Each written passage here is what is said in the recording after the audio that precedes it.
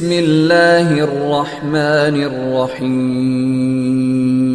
چکی ہیں میں دہرا رہا ہوں کہ یہ بہت اہم مضمون ہے اور اس میں تباہی آئی ہوئی ہے، اور شریعت نے جتنے رشتے بتائے ہیں ان تمام رشتوں میں سب سے بڑا رشتہ خامند اور بیوی ہے.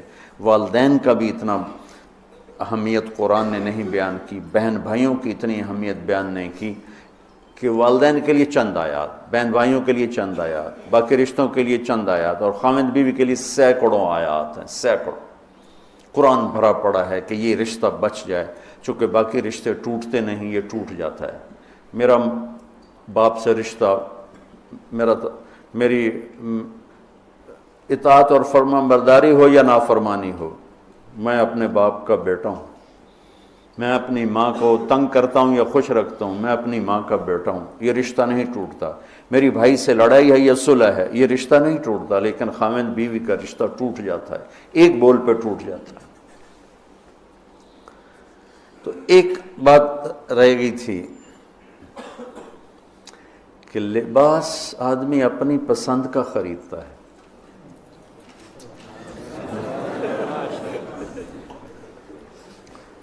جب چھوٹا بچہ ہوتا ہے پھر تو ماں باپ پہناتے ہیں، جب وہ ہوش میں آ جاتا ہے تو وہ لباس اپنی پسند کا لیتا ہے، ماں کی پسند کا نہیں لیتا، باپ کی پسند کا نہیں لیتا ہے. تو لفظ لباس میں اشارہ ہے کہ والدین کو چاہیے کہ شادی میں اپنی بیٹی اور بیٹے کی پسند کا خیال رکھیں. یہ لفظ لباس بتا رہا ہے کہ جب ہم چھوٹے تھے ہمیں ماں باپ جو پہناتے تھے ہم پہن لیتے تھے. جب سے ہم نے شعور میں قدم رکھا ہے تو اب ہم اپنا لباس خود ہی خریدتے ہیں، چاہے وہ نیلا ہو، پیلا ہو، کالا ہو، سفید ہو. مجھے سفید پسند ہے، زندگی گزر گئی سفید کرتے شلوار میں. تو لباس میں اس بات کی طرف اشارہ ہے کہ لڑکے لڑکی کی پسند اور ناپسند کو دیکھا جائے. ہمارے معاشرے میں بیٹیوں سے تو پوچھتا ہی کوئی نہیں، اور بیٹوں پر بھی مسلط کرتے ہیں، ایتھے ہی کرنی ہے، بس ہمارا فیصلہ ہے. والدین سے کہتا ہوں اللہ کے واسطے، یہ اللہ نے شریعت نے حق رکھا ہے بچے بچے کا. میں نے قبول کیا، لڑکا کہتا ہے، باپ تو نہیں کہتا ہے. تو جس نے کہنا ہے میں نے قبول کیا تو وہ قبول تو کرے. ایک صحابی نے آ کے عرض کی یا رسول اللہ میں نے وہ نکاح کا پیغام دیا ہے، تو آپ نے فرمایا تو نے وہ لڑکی کو دیکھا ہے؟ کہا جی نہیں. آپ نے کہا دیکھ لو کہ تم نے زندگی گزارنی ہے، دیکھ لو. اتنی گنجائش رکھی ہے کہ لڑکا لڑکی بیٹھیں، آپس میں بیٹھیں، ایک دوسرے کو دیکھ لیں، بات چیت کر لیں، تو انہوں نے زندگی گزارنی ہے. تو ہمارا ماحول ہے کہ یہ بھی ہندو سے آیا ہوا معاشرہ ہے کہ وہ ذات پات میں پھنسے ہوئے تھے. بس ہم نے راجپوتوں میں کرنا اور کہیں نہیں کرنا، ہم نے جاٹوں میں کرنا اور کہیں نہیں کرنا، ہم نے ارائیوں میں کرنا اور کہیں نہیں کرنا، ہم یہ ہیں، ہم اس کے علاوہ اور کہیں نہیں کرتے. یہ پورے ہمارے ماحول میں ایک چیز رچی ہوئی ہے. کتنے بچے میرے پاس آتے ہیں، بچیوں کے فون آتے ہیں، ماں باپ زبردستی شادی کر رہے ہیں، میرا دل نہیں کر رہا لیکن وہ زبردستی کر رہے ہیں. تو اگر زبردستی کریں تو پھر مان جاؤ، قربانی دے دو، پھر بغاوت نہ کرو، قربانی دے دو. چونکہ ایک اس کے ضد میں انتہا کی بات ہو رہی، وہ ہے کورٹ میرج، کہ بعض بچے بچیاں اتنے باغی ہو جاتے ہیں کہ وہ عدالت میں جا کے اپنا نکاح کر لیتے ہیں. میں اس کو ٹھیک نہیں سمجھتا کہ ماں باپ کی دعائیں ہمیشہ کے لیے ختم ہو جائیں گی. ماں باپ زیادتی کرنے پر آ گئے ہیں، مان جاؤ، مان جاؤ، اور اللہ سے مانگو. اللہ پاک اس میں آپ کے لیے بہتری کی شکلیں بتائے گا. اس کیمرے کے ذریعے سے لوگ جو سن رہے ہیں، سارا ملک تو نہیں سن رہا ہے لیکن جو سن رہے ہیں، یہ شادی بچے کا معاملہ ہے، بچی کا معاملہ. اللہ کے واسطے پوچھا کرو، پوچھے بغیر کرنا زیادتی ہے. میرے نبی کی حدیث سناتا ہوں، ما تزوجت وما زوجت الا بوحی من السماء نزل به جبریل، میں نے شادی کی یا بیٹی کی شادی کی، پہلے آسمان سے وحی آئی، جبریل آئے، پیغام لائے، حکم لائے، پھر میں نے یہ کام کیا۔ ٹھیک۔ حضرت علی رضی اللہ تعالیٰ عنہ پیغام لے کر آئے ہیں۔ پہلے ابوبکر صدیق نے رشتہ مانگا، آپ خاموش یعنی انکار۔ عمر رضی اللہ تعالیٰ عنہ نے بات کی، خاموش یعنی انکار۔ عبد الرحمن بن عوف نے حضرت علی سے کہا تم جاؤ۔ وہ فرمانے لگے میں تو بہت غریب ہوں، میرا تو گھر بھی اپنا نہیں، مجھے دے دیں گے؟ کہاں دے دیں گے، تم جاؤ۔ تو حضرت علی تشریف لائے، را کے بیٹھے تو شرم کی وجہ سے بولا ہی نہ گیا۔ تو آپ نے فرمایا علی کیسے آئے؟ وہ چپ۔ اب آپ کو تو پتہ تھا علی کیسے آئے، آپ تو اندر دیکھ رہے ہیں۔ تو آپ نے فرمایا لگتا ہے تم فاطمہ کے رشتے کے لیے آئے ہوگے؟ کہا جی ہاں۔ تو آپ نے کہا انشاءاللہ، اور یہ کہہ کر اٹھ گئے۔ تو حضرت علی باہر تشریف لے گئے، صحابہ کھڑے ہوئے تھے انتظار میں، کیا ہوا؟ تو فرمایا انکار ہو گیا۔ کہنے لگے کیسے؟ کہا کچھ بولے ہی نہیں۔ تو عبد الرحمن بن عوف کہنے لگے کچھ تو بولے ہوں گے؟ کہا بس انشاءاللہ کہا تھا۔ کہا تو پھر بس مبارک ہو گیا کام۔ تو حضرت علی نے پوچھا وہ کیسے؟ کہا اس لیے کہ نبی کا انشاءاللہ ہاں ہوتا ہے، لہذا تیرا کام ہو گیا۔ اچھا اب بچوں، میرے بچوں سنو، جبریل آ چکے ہیں کہ اللہ فرما رہے ہیں کہ یہ رشتہ یوں ہونا ہے، وہیں ہاں کر دیتے۔ اللہ کے امر کے بعد تو کوئی گنجائش ہی نہیں، وہیں ہاں کر دیتے۔ یہاں کیوں نہیں کی؟ گھر گئے، بیٹی فاطمہ علی کا رشتہ آیا ہے، ہاں کر دوں۔ سبحان اللہ، سبحان اللہ، کمال ہو گیا۔ فاطمہ کا رشتہ آیا ہے، علی کا رشتہ آیا ہے، ہاں کر دوں۔ آپ کا کیا خیال ہے حضرت فاطمہ نے انکار کرنا تھا؟ جنت کی سردار، نبی کے جگر کا ٹکڑا، وہ انکار کرتے؟ یہ تو آج کی بچے ہماری بیچاری چپ کر کے بیٹھ جاتی، اچھا جی جی میں تھوڑی مرضی۔ اور وہاں ہمیں تو پتہ نہیں کہ وہی کیا ہے، یہاں تو وہی آ چکی ہے کہ علی اور فاطمہ کی جوڑی آسمان پہ طے ہو چکی ہے۔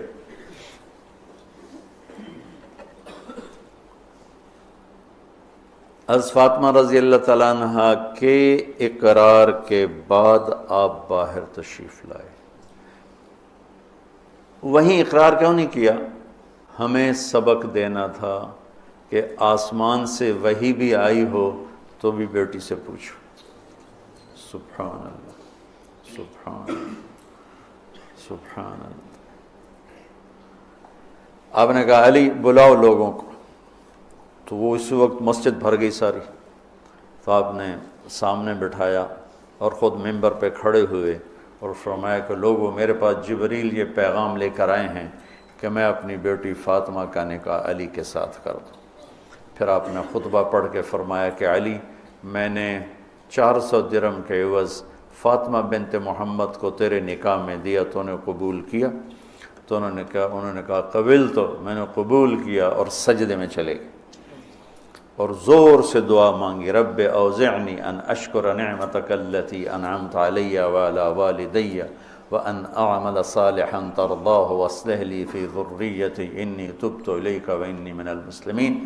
یہ دعا مانگی اور اللہ کے نبی نے کہا آمین۔ آپ نے زور سے اوپر سے کہا آمین۔ پھر آپ نے سارے شرکائے نکاح کو شہد کا شربت پلایا اور کھجور کھلائی، شہد کا شربت اور کھجور کھلائی۔ تو آسمانی وحی کے بعد بھی باپ پوچھ رہے ہیں کہاں کر دوں؟ تو ہمارے پاس تو وحی نہیں ہے، اور ایک بچی نے زندگی گزارنی، ایک بچے نے زندگی گزارنی، اور ماں باپ ان کی وہ رائے کے خلاف اولاد بولے تو وہ کہتے ہیں یہ گستاخ ہو گئے ہیں، یہ نافرمان ہو گئے ہیں۔ وہ پھر وہ ان کو وہ جذباتی طور پر ان پر پریشر ڈالتے ہیں، ہم نے تمہیں بچپن میں پالا، ہم نے، ماں کہتی میں تینوں دودھ پیوایا، میں تیرے پوتڑے دھوتے، آج تو میرے اگو بلینا ہے۔ وہ اماں جی میں زندگی گزارنی ہے، تسی گزار بیٹھے ہو، میں گزارنی ہے۔ ہمارے دینی حلقے ہوں یا دنیاوی حلقے ہوں، نہ کوئی بچے سے پوچھتا ہے کہ بیٹا یہاں آپ کا کر دیں، آپ کا کیا رائے ہے، نہ کوئی بچی سے پوچھتا ہے کہ بیٹی یہ رشتہ آیا ہم ہاں کر دیں، بلکہ بچیوں سے چھپا کے رشتے کیے جاتے ہیں کہ وہ بچی کو پتہ ہی نہیں ہوتا۔ ہمارے پرانے تعلق والے ذمہ دار گھرانے کی بچی کہا جی مولانا صاحب چلو ماں باپ جہاں کر دیں ٹھیک ہے، ہمارا سر جھکا ہوا ہے، اتنا تو دیکھ لیتے انسان کا بچہ ہوتا ہے۔ ایک شرابی کے ساتھ میری شادی کر دی، عمر گزر گئی میری روتے روتے، فیملی میں ہی کرنا تھا تو کوئی اور شریف بچہ دیکھ لیتے۔ مجھے صرف فون پہ کہا گیا کہ باسی تیری منگنی کر دیتی ہے تو فلانی تاریخ نو تیری شادی، اور وہ شرابی تھا میرا، آج تک وہ شراب پیتا۔ یہ وہ دکھتے ہوئے مسائل ہیں جن کو ہم دین کی روشنی میں دیکھتے ہی نہیں ہیں، اپنے رواج کی روشنی میں دیکھتے ہیں۔ ہمارا رواج کیا ہے، ہمارا دستور کیا ہے، اس پر ہم چلتے ہیں۔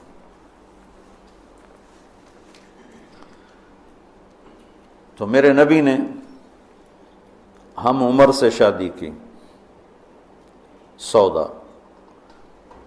عمر سے بڑی سے شادی کی، خدیجہ، کم عمر سے شادی کی باقی ساری بیگمات، خاص طور پہ حضرت عائشہ،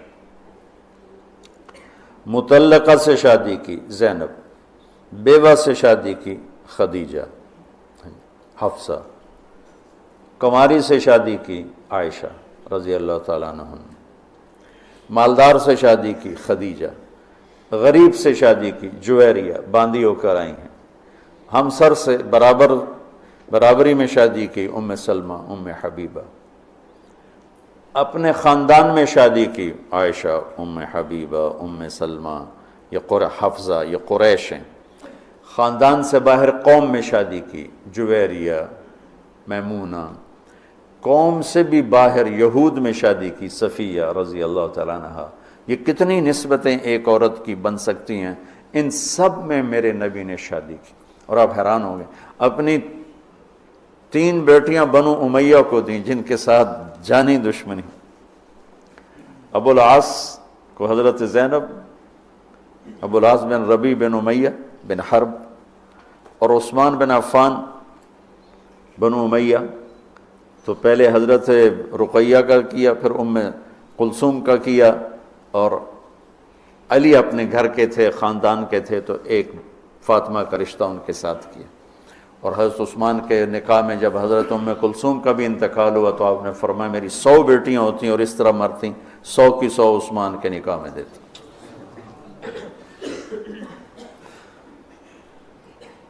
یہ معاشرت کے احکام کو اللہ روزے کے درمیان لے کر آئے، اوپر بھی روزہ ہے، نیچے بھی روزہ ہے، اور اس کے بیچ میں اللہ تبارک و تعالی ہمیں یہ دکھا رہا ہے کہ معاشرت عبادات کی طرح ہے، عبادت کی طرح ہے۔ معاشرت خوبصورت نہیں ہوگی تو ہمارا دین خوبصورت نہیں ہوگا۔ میں بیوی کو عزت نہیں دوں گا، دیکھو طنز کا بول ایسا جیسے کپڑے پھاڑ دینا، بے عزت کرنے کا بول ایسا جیسے کپڑے پھاڑ دینا۔ اور میں کتنا ہی پاگل ہو جاؤں غصے میں اپنا کرتا خود نہیں پھاڑتا ہوں، میں کسی کا کرتا تو پھاڑوں گا، اپنا نہیں پھاڑوں گا۔ تو میری بیوی میرا لباس ہے، مجھے غصہ چڑھا ہوا ہے، مجھے گلہ آیا ہوا ہے، تو میں لباس پہ ہاتھ نہیں ڈالوں گا۔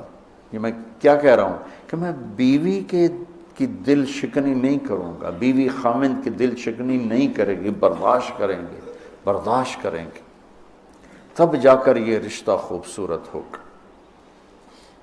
دنیا میں کسی بھی رشتے کو باقی رکھنے کے لیے برداشت کے سوا کوئی قانون نہیں، اور اس رشتے کے لیے برداشت سب سے زیادہ ہے کہ برابری کا رشتہ ہے، کبھی خاوند گرم کبھی بیوی گرم، تو دونوں ہی گرم تو پھر آگ بھڑکے گی اور بڑھتی چلی جائے گی۔ ایک بچہ مجھے آ کے ملا ملتان سے، ٹاپ کیا اس نے پورے پنجاب میں ایف ایس سی میں، تو کہا جی میں 2 دفعہ خودکشی کی کوشش کر چکا ہوں۔ میں نے کہا تم اتنے پڑھنے لکھنے والے بچے، تم کیوں خودکشی؟ کہا جی میرے ماں باپ دونوں آپس میں اتنا لڑتے ہیں کہ ان کی لڑائی سے بددل ہو کر میں نے 2 دفعہ خودکشی کی کوشش کی۔